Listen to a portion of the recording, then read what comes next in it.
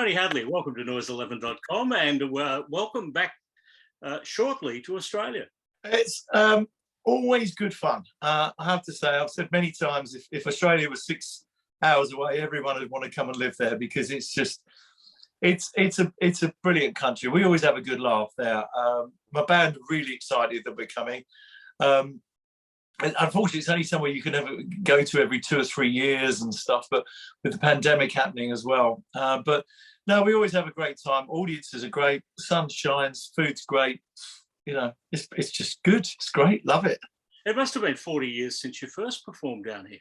And well, it was on the Parade tour in 84, 85. So, yeah, I suppose that's nearly 40 years, yeah. Wow, nearly, so yeah. we never got you down here for the first 3 albums. Journeys to Glory, no, we didn't actually. No, Journeys to Glory, then Diamond, then True, and then we came down on the Parade tour. And I don't know why. I mean, funny enough, Australia was with us right from the very beginning when we released the Cut Long Story Short. We were a cult band, and we weren't a massively successful band straight away. More like an underground band, really. But we did have a top 5 in the UK with Story, and then Australia got into the band as well. And then by the time we hit the Parade tour, when we came to Australia, then it was like, we just mentioned the Beatles, Beatlemania. I mean, there was 300 screaming kids outside the hotel. It's all very strange. And we did multiple nights at different arenas, and it was amazing. My son took his first steps at the Siegel Townhouse, which is well known now, but I always mention it. He's now 36, looks like a GQ model, and he's a big strapping lad. So yes, so there's a lot of very fond memories of Australia, definitely. Yeah, well, coming on the Parade album, because those 3 albums that you mentioned, Journeys Through to True, they were massive records here. But True went to a whole other level, and then Parade just continued on from there. So it must have been the greatest hit set list on your first time in Australia.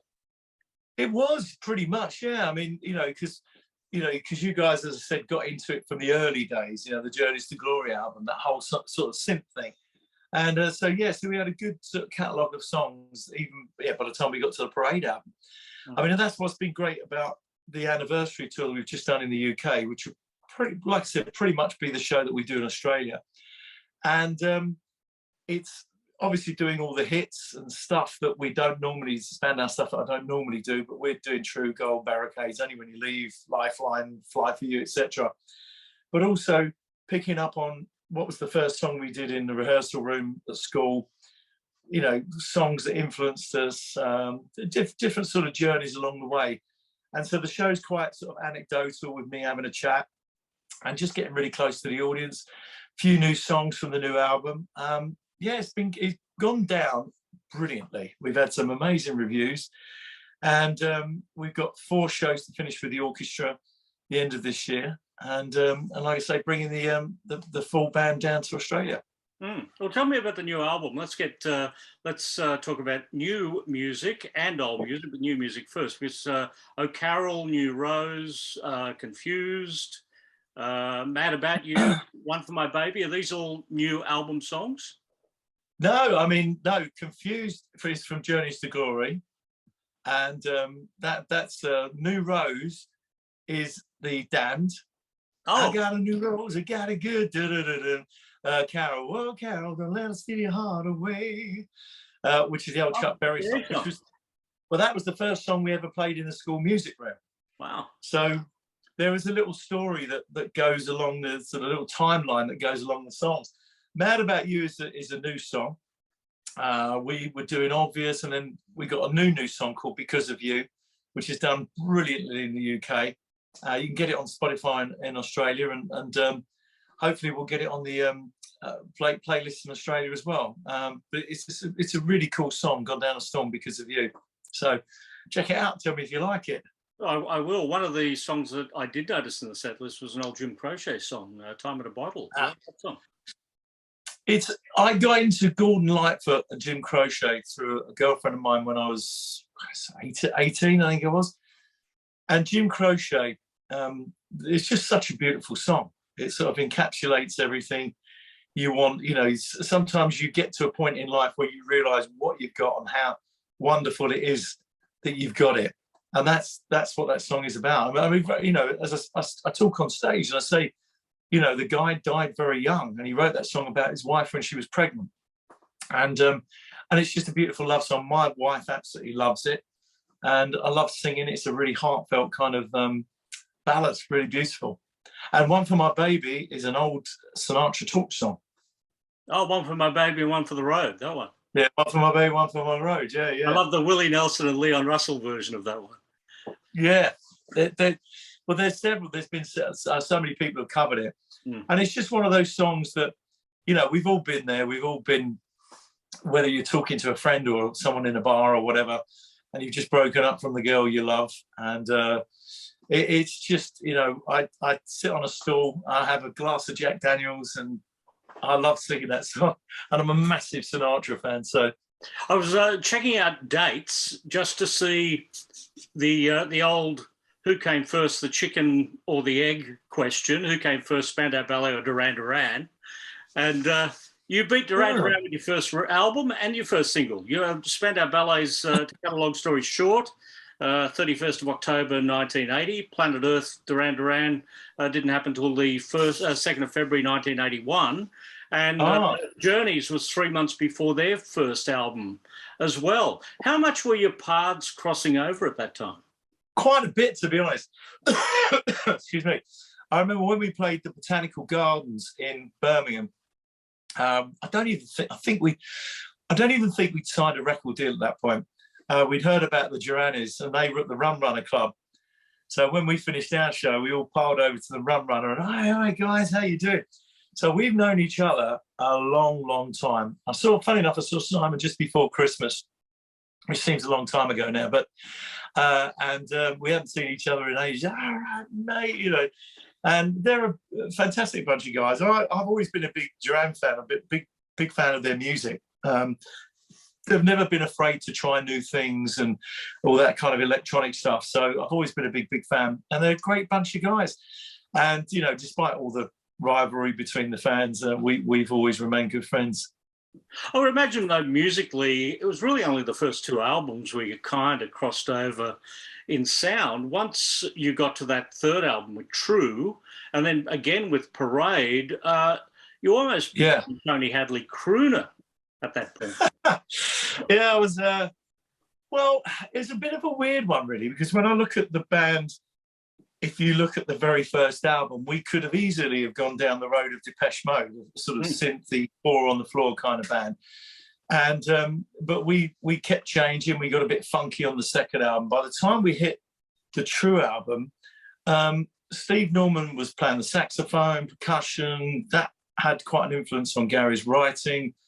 We went to the Bahamas. You know, yeah, man. It's kind of everything's laid back there, and so the third album, True, just took on a different sort of kind of almost completely laid back soft rock kind of production.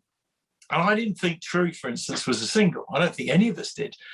But when the DJs in the UK started saying, if this is not, you know, released as a single, it's not number one, then I'm going to eat my hat and all that kind of stuff. And then it ended up being number one in 21 countries around the world and top 5 in the US. So I was wrong. You might have also given Marvin Gaye a bit of a popularity nudge at that point. Yeah, I mean, it's still a song. I mean, you know, whenever we sing it, you know, today, you know, there are certain songs that you do every time you sing, whether it be a private show or a public show or a festival. And True, Gold and Barricades are those, for me, those 3 songs that we always do. Actually, and cut long story short, I always enjoy that as well. But, but you see people when you do a song like True, because it was their wedding song, it was their love song, and you see people kind of just start, oh, that's nice. They give each other a little hug, a little kiss. Sometimes people end up dancing. We've had people propose to that song. You know, it's kind of weird. There were 6 albums in the 80s, and then you broke up. But everything was encapsulated in the 80s, which I find incredible with this band. It started in 1981, and that last record, you know, before the breakup came out in 1989. It was like this perfect example of when you want to talk about the 80s and you know, how creative music was in that time, Spandau Ballet are the perfect band to use as the example.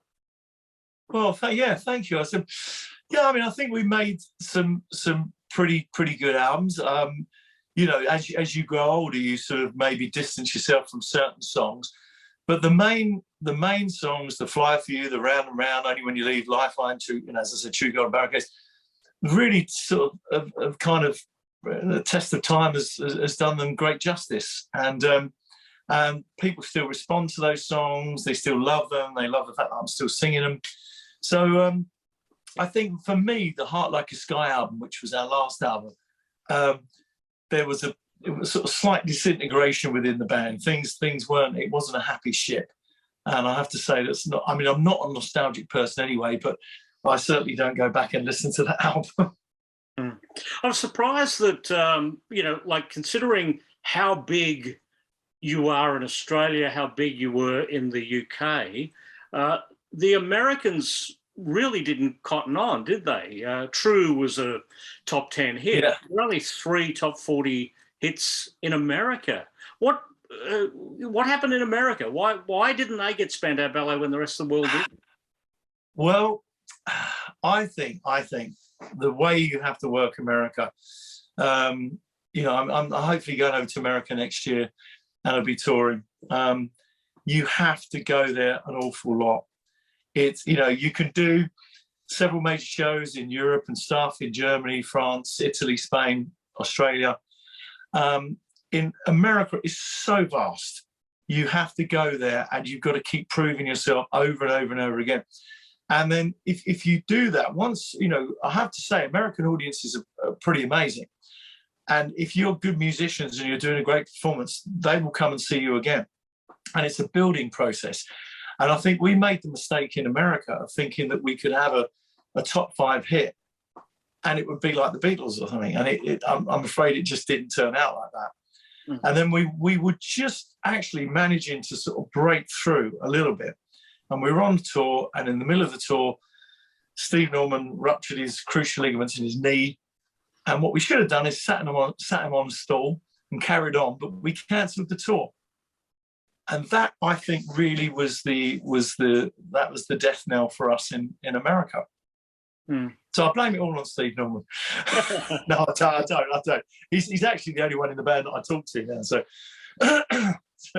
Yeah, there was one more album that happened in the 21st century. And, well, you know, when I go back and have a look at all of the songs that Spandau Ballet recorded over that time, I can only find one Tony Hadley, Love Is All. Is that correct? Oh, yeah. Yeah, I started writing when we were doing the Through the Barricades album, actually. And that's when I started to write and started to experiment. And then quite a few songs that I wrote as a solo artist. I mean, now I write all the time. I love writing. I mean, I get a kick out of it. I've got great producers and fantastic musicians and stuff. So now I write all the time. I don't get enough time to do the writing, but yeah, Love Is All. It was just a song I just worked out on the piano, and I thought, oh, this is good. This is kind of cool. So there are only 2 new songs on that album, I believe. They're Once More and Love Is All, yeah. So you actually have the last song on the last Spandau Ballet album. Well, there was one more. I wrote the song Soul Boy, which accompanied the film, and another greatest hits album, which don't ask me why there's been too many greatest hits. I don't know. I'm not the record company or the band. But and then I wrote another record called Soul Boy, and then the single that's out at the moment, Because of You, I've written with producer Gary Stevenson. So yeah, I write all the time. We've got a couple of great songs with the band that are going to be on the new album. New album will be out, I reckon, spring next year. Pretty much all the songs are written. I've just, in between touring, festivals, I've got to go and do the vocals, a few lyrics to finish. And there's a couple of other songs that I kind of feel that I could, yeah, I've got a couple of other songs in me that for the new album. So, but I love it. I love being in the studio as well as being live on stage. You can do a bit of road testing when you get to Australia then. Give us the sneak preview. Yeah, I mean, Because of You, I mean, we got playlisted on Radio 2, that's the kind of station to get playlisted on. and also on regional radio, it got played to death. So we're now doing that song live in festivals and on the tour, and everybody's singing along to it and really getting off on it. So check it out on Spotify. Yeah, I was at the Rod Laver Arena concert May 19, 2015, and walked away gobsmacked, thinking, I can't believe this band's, you know, as good as what they are, back together again in the 21st century. This is going to go on for another 30 years. And then it didn't. Why? Right, okay. Yeah, it's very unfortunate. It's very unfortunate. I did a year and a half with the band, promoted the film. We went around the world, toured the world, had a great time. I mean, unfortunately, Johnny Keeble fell ill at one point, which was, he's fine now, he's absolutely great. So we replaced him with a drummer, and Sterling Campbell, who played with Bowie. So, you know, it was sort of, the tour was sort of tainted with a bit of bad luck as well. And then I wanted to finish my album, Talking to the Moon. And obviously I got my own band, the Fabulous TH Band, who I've been with much longer than I was ever with Spandau Ballet for. And they embarked on a course of action, which is very unfortunate. They've never been very honest about it as to why I left. They just sugarcoat that one. They did specific things that, put it this way, if you wanted to get rid of your lead singer, they went about it the right way. So I felt I had no option but to leave. Was not my fault, categorically not my fault, and not of my choosing either, because I think we would have done a 40th anniversary tour, Spandau, but I think it's sad for the fans. But anyway, you're stuck with me. There you go, you're stuck with me singing the songs, the original lead singer. Well, I did replace you with another lead singer, and that turned out to probably be the worst decision since Gary Sharon joined Van Halen. Yeah, wow. Yeah, it was a strange choice. I mean, I a couple of our guys in my band know him, and I sent a message through just saying, "Good luck, watch your back," and I think they were quite prophetic in the end, and because I think he got sacked on live television. So yeah. Wow. Steve Norman didn't even know that he was being got rid of. So yeah, I thought the whole thing was pretty. Listen, I step away from it. I don't have anything to do with it. I don't have anything to do with anything about Spandau Ballet anymore. So it's very, very sad. Very sad. Well, personal feelings aside, I do enjoy Gary Kemp in Nick Mason's Saucerful of Secrets. Well, I've not seen it, and I won't be seeing it. Me and Gary don't. You've got other reasons. Well, the thing is, you know, at least I'm honest. We don't get on. We don't really like each other, so that's it. You know, if ever there was a rub within a band, it was always between me and Gary. And trust me, we had some wonderful times, and our friendship at times was really solid. But his behaviour and that of the manager, no. We won't be doing Christmas cards, put it that way. Well, hey, but that's life. Yeah, we will be seeing you around Australia. I'm very excited because I've had a look at the set list.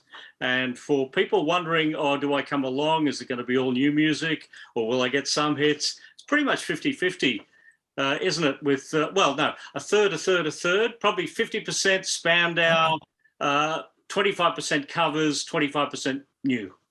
Yeah, I'd say that's about right. I mean, what I've enjoyed about this tour is the fact that songs connect there's different memories. I mean, you know, I talk about videos, I talk about what it was like, you know, forming the band at the rehearsal room when we were 16. So it's quite nice to have a little chat with the audience as well. And it went down, and it is the anniversary show. And trust me, if I were not to do the hits, I'd be hung, drawn, and quartered. So I don't like it. I wouldn't fancy that. So I do all the hits as well. And you know, at the end of the day, you want people to walk away with a smile on their face, saying, "Wow, oh, that was nice. He did my favourite song, and oh, I like that new song." So "Mad About You" and "Mad About You" and "Because of You" have been going down a storm. So yeah, we just want people to have a good time. That's the most important thing. Yeah, well, based on this set list, it's a good time to be had by all. Well, thank you very much, and thanks for having me as well. Nice to come along, have a beer. Absolutely, that's the essential part of going to any Australian gig. Yeah, or a tinny, as they say. Very good. I think we have a wine connoisseur who has a vineyard. He might be coming round with us.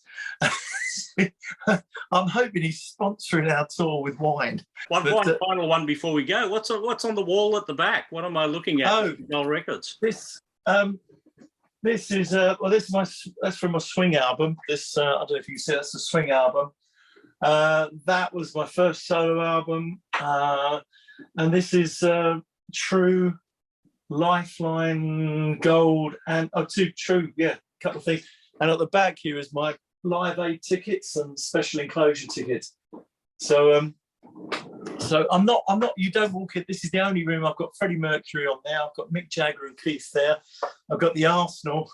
I've got So I've got. I tell you what I've just got, which is brilliant. Two things: Ray Liotta signed poster, Goodfellas.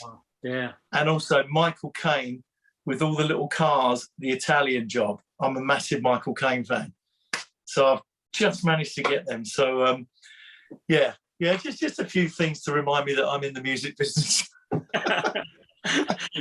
Well, Tony Hadley, thank you for a tour of the trophy room. No worries. Thank you very much. Listen, I'll see you when we get there. Will do.